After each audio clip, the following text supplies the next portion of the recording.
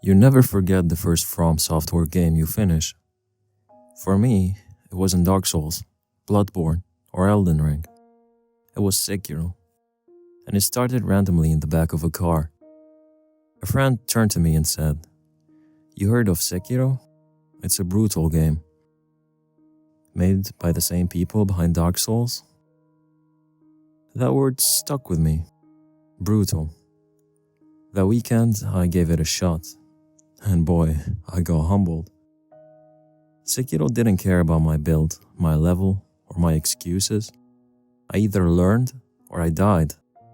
Over and over. It wasn't difficulty for show. It was discipline, by design. So I did what anyone does in a crisis. I turned to YouTube.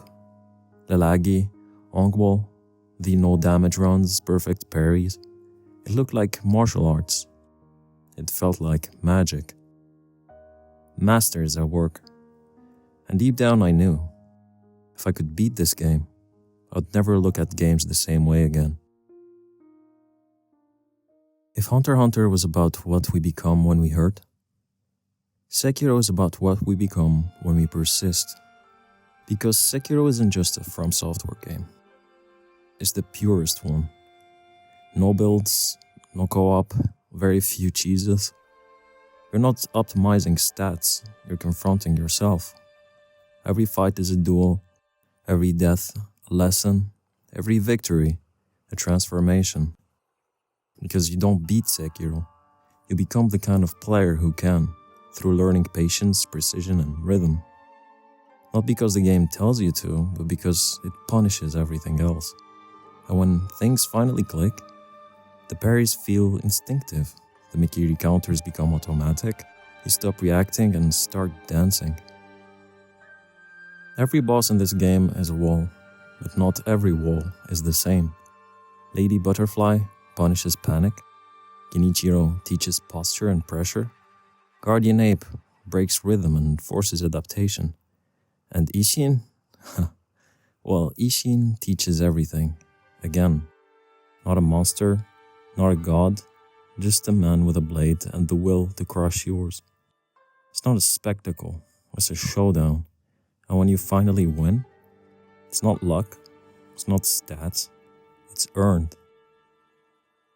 Sekiro's story seems simple at first, a shinobi saving his kidnapped lord. But beneath the steel and fog lies a deeper question. Will you obey, or will you break free? The game takes place in fictionalized late Sengoku period, an era of war, betrayal, and shifting loyalties. Wolf begins as a tool, a silent blade, loyal to the Iron Code, even when it demands blood. But across his journey, through Owl's betrayal, the corruption of Ashina, the divine realm, and the nature of immortality, you start to realize this isn't a story about saving your master. It's a story about choosing your master. And maybe choosing yourself. The endings don't rank you.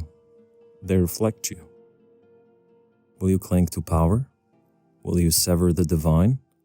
Or will you walk away from everything? Sekiro doesn't give you answers.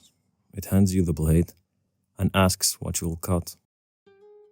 Other Soulsborne games are about defense. Sekiro is about domination. You don't dodge, you commit. You don't chip away, you break posture. You don't panic, you cut. The game doesn't scale difficulty, you do. You stop trying to win, you start trying to understand. Even after finishing it, I kept coming back. Not because I had to, because I wanted to. Reflection of strength, gauntlets, boss rematches. Sekiro turns replayability into meditation. You return not to conquer, but to perfect. Because once you've played Sekiro, everything else feels slower, softer, less earned. I still remember the rooftop, Ashina Castle, Genichiro, lightning crashes, the music swells, no gimmicks, no tricks, just a man faster, stronger, and smarter. But eventually something changes. You stop trying to brute force. You start listening, watching, feeling. His rhythm becomes your rhythm. His little movements become your cue. And suddenly, you're not fighting Genichiro. You're fighting your own fear. And when you lose, the game smiles and hands you the blade again. Looking back, I understand now why that car conversation stuck with me. Sekiro wasn't just a challenge, it was the challenge I needed. I used to think some things were just too hard for me.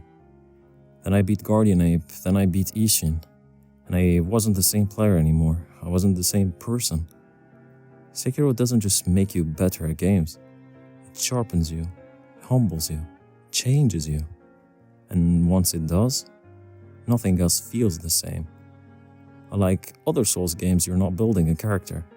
You're becoming one. And that's what makes Sekiro unmatched.